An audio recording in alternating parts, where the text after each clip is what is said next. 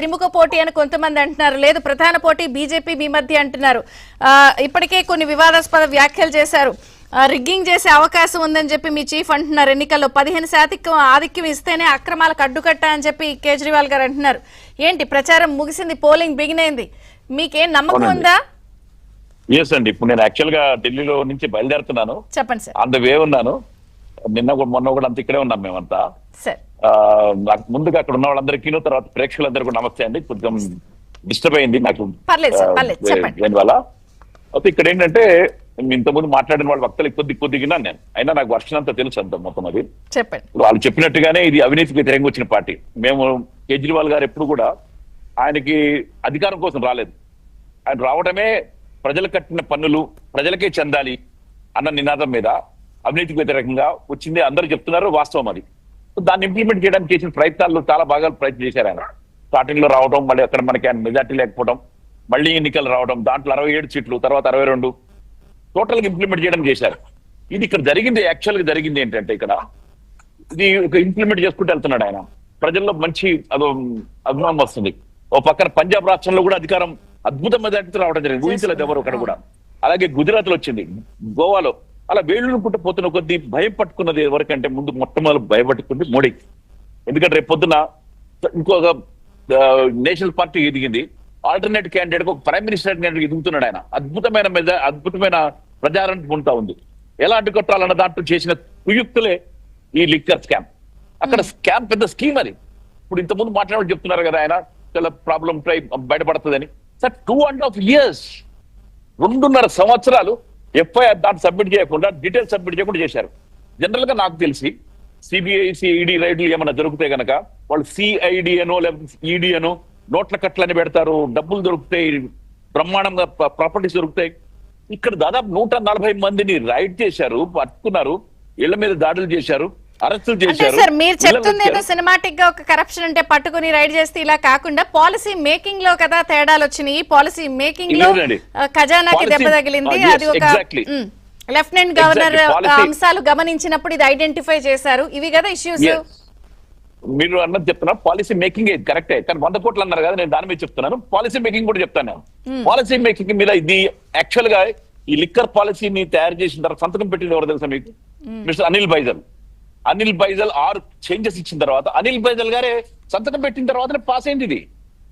It's very funny thing actual. సరే sir, నేను అనేది ఏంటంటే I don't want to go deep into that issue. అది స్కామ్ అని వాళ్ళు అంటారు, లేకపోతే ఇది ఆరోపణ అని మీరు అంటారు. నేను అనేది ఏంటంటే పోలింగ్ బిగిన్ అయింది ఈ రోజు.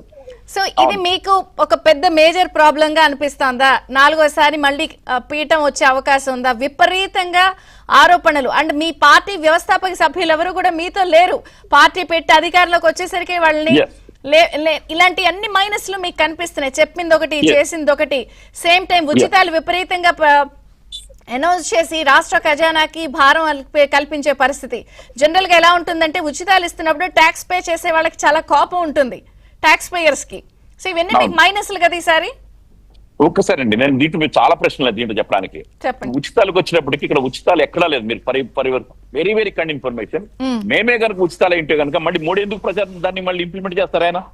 ఆయన ఎందుకు తీసుకురావాల్సి వచ్చింది? ఇప్పుడు ప్రతి ఒక్కళ్ళు ఇస్తుంది. It's a tax paid by the public for the development only. మన కాన్స్టిట్యూషన్ లో చాలా క్లారిటీగా రాసింది, ఎడ్యుకేషన్, విద్యా వైద్యం కంపల్సరీగా ఇవ్వాల్సిందే, రోడ్ డెవలప్మెంట్ చేయాల్సిందే, మినిమం ఫెసిలిటీ ఇవ్వాల్సిందే, అట్టడుగు వర్గాల వారికి కనీసం ఫెసిలిటీస్ ఇచ్చుకోవాలని మన కాన్స్టిట్యూషన్ రాసుకున్నది. అది వాటి కోసం పట్టుకొచ్చిన పనులు. నేను ఒక్క మాట అడుగుతాను ఇక్కడ అందరినీ కూడా, ఈ బడ్జెట్ ఇంతమందికి ఇంత ఇచ్చిన తర్వాత కూడా వై ఇట్స్ ప్లస్ లో ఉంది బడ్జెట్? ఎందుకు మిగులు బడ్జెట్ ఉంది ఢిల్లీ రాష్ట్రం? ఎందుకు అప్పులు లేవు దానికి? ఢిల్లీ మిగులు బడ్జెట్ ఈ రోజు ఇంకా మిగులుతానే ఉన్నాయి డబ్బులు. ఆ పద్ధతుల్లో వెళ్తున్నారు నేను. మీరు ఇక్కడ ఎక్కడ చూసినా కానీ మినిమం అండి. ఇప్పుడు యాక్చువల్ గా ఎడ్యుకేషన్ పెట్టగానే ఓట్లు రావు దానికి. అది ఇట్స్ నాట్ పాపులిస్టిక్ స్లోగన్. అది ఎడ్యుకేషన్ అనేది పెట్టినంత దేశ అభివృద్ధికి మనకు వస్తుంది. హెల్త్ బాగుంటే మొత్తం ఇంట్లో అందరూ బాగుంటారు. నేను కనుక హెల్త్ సిక్ అయి ఉంటే కనుక ఇల్లు మొత్తం సిక్ అయిపోతుంది. అది డెవలప్మెంట్ పనికి వస్తుంది. ఎంత డెవలప్మెంట్ కోసం ఈ రోజు అట్టడుగు వర్గాల వారికి మినిమం వాటర్ ఒకటి, ఎందుకంటే ఇక్కడ స్లమ్ ఏరియాలో నేను అసలు ఢిల్లీలో అసలు మిమ్మల్ని ఎక్కడ గెలిపించే వెళ్ళకుండా- అంశాలు ఏమనుకుంటున్నారు? ఇంత అవినీతి ఆరోపణలు అనేది ఒక చాలా మేజర్ థింగ్. ఎవరు మాట్లాడినా మీ మీద మాట్లాడుతున్నారు. మీరేమో బీజేపీ వాళ్ళు టార్గెట్ చేసేసారు, కక్ష కట్టారు, మేము నెక్స్ట్ అసలు పీఎం రేంజ్ క్యాండిడేట్ అవ్వడానికి వాళ్ళు గ్రహించేసి చేసేసారు అని అంటున్నారు. అసలు గెలిపించే అంశాలు ఏంటి? కేజ్రీవాల్ గారు ఏమంటున్నారు? రిగ్గింగ్ కి పాల్పడే అవకాశం 10% పైన ఓట్లు ఉంది అని బీజేపీ మీద ఆరోపణ చేస్తున్నారు. అంటే ఉంది. భయపడుతున్నారా బీజేపీ గెలుస్తుందని?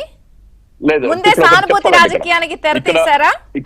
ఇక్కడ ఏంటంటే ఇక్కడ మొట్టమొదటి నుంచి కూడా ఆ కేజ్రీవాల్ గారు మా పార్టీ వాళ్ళందరూ ఎక్స్పోజ్ చేస్తున్నారు. ఇక్కడ ఓట్లు మొత్తం కూడా కట్ చేశారు చాలా మంది. కొన్ని ఒక్కొక్క కాన్స్టిట్యున్సీ లో 5,000, 10,000 కూడా దాన్ని పట్టుకున్నారు. మా వాళ్ళు పట్టుకుని దాన్ని ఎక్స్పోజ్ చేశారు, కొంత ఆపగలిగారు. But still it's continuing. ఈవీఎంలు కూడా అంత జరుగుతుందని కాదు, కొన్ని చోట్ల జరగడానికి అవకాశం ఉంది. 10 to 15% జరుగుతుంది కాబట్టి పోలింగ్ అంతకంటే ఎక్కువ కావాలని చెప్పి మేము ఇక్కడ ఏంటంటే మేము పోలింగ్ కి దీని ఓట్లకి ఈ రిగ్గింగ్ భయపడతాం కానీ జనాలకు భయపడటంలా. ఎందుకంటే ఢిల్లీలో ఉన్న వాళ్ళందరూ ఎడ్యుకేటెడ్ అండి, చాలా వరకు ఓట్లు వేసేవాళ్ళు. ఇక్కడ డైలీ ఒక 5-10 వేల మంది రోజు వస్తారు ఇక్కడికి. అంటే రోజు అంటే బయట రాష్ట్రాల నుంచి వచ్చేసి రోడ్ల మీద తిరుగుతూ ఉంటారు, రోడ్ల మీద టాయిలెట్ పోతారు. వీళ్ళందరినీ కూడా చెత్త చూపించేసి చెత్త అని చెప్పి పెడతా ఉంటారు ఇక్కడ ఢిల్లీలో. బట్ ప్రాబ్లం ఏంటంటే ఢిల్లీ కేంద్రం కాబట్టి వస్తారు.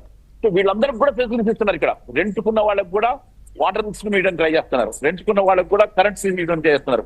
ఇవన్నీ కూడా అంటే డిఫరెంట్ ఏంటి మీ పాలన తీరు లేకపోతే ఈ అంశాలే మిమ్మల్ని గెలిపిస్తాయి? ఇవేం పెద్ద పట్టించుకోరంటారు, రైట్? 100%, సరే, 100%. బీజేపీతో మాట్లాడదాం. వారు మరి టార్గెట్ 100%. చేశారు, రిగ్గింగ్ చేస్తారు, ఇవన్నీ ఆరోపణలు చేస్తున్నారు కాబట్టి వారి సమాధానం కూడా తెలుసుకుందాం. యా ఒక బ్రేక్ తీసుకుందాం, చర్చ కొనసాగుతుంది.